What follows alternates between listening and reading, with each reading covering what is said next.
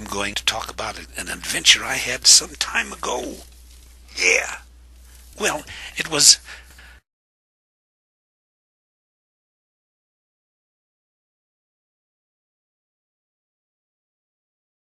'Twas the night before Christmas, when all through the house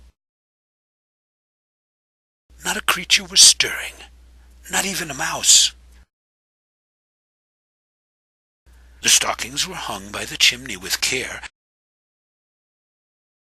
in hopes that St. Nicholas soon would be there. The children were nestled all snug in their beds, while visions of sugar plums danced in their heads. And Mamma in her kerchief and I in my cap had just settled our brains for a long winter's nap, when out on the lawn there arose such a clatter. I sprang from the bed to see what was the matter. Away to the window I flew like a flash, tore open the shutters and threw up the sash. The moon on the breast of the new-fallen snow gave a lustre of midday to objects below, when what to my wondering eyes should appear but a miniature sleigh and 8 tiny reindeer, with a little old driver so lively and quick, I knew in a moment it must be St. Nick. More rapid than eagles his coursers they came, and he whistled and shouted and called them by name.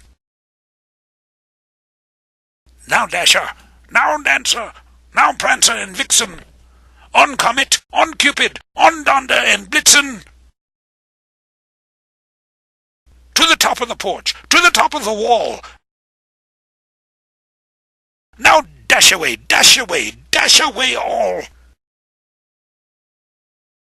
As dry leaves before the wild hurricane fly,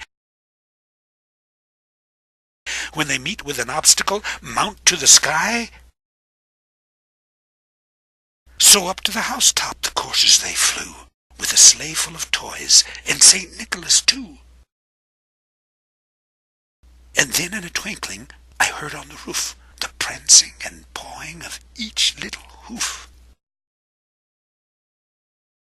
As I drew in my head and was turning around, down the chimney St. Nicholas came with a bound.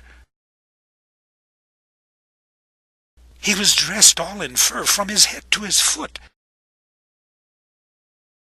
and his clothes were all tarnished with ashes and soot. A bundle of toys he had flung on his back, and he looked like a peddler just opening his pack. His eyes, how they twinkled, his dimples, how merry. His cheeks were like roses, his nose like a cherry. His droll little mouth was drawn up like a bow, and the beard on his chin was as white as the snow. The stump of a pipe he held tight in his teeth, and the smoke, it encircled his head like a wreath. He had a broad face and a little round belly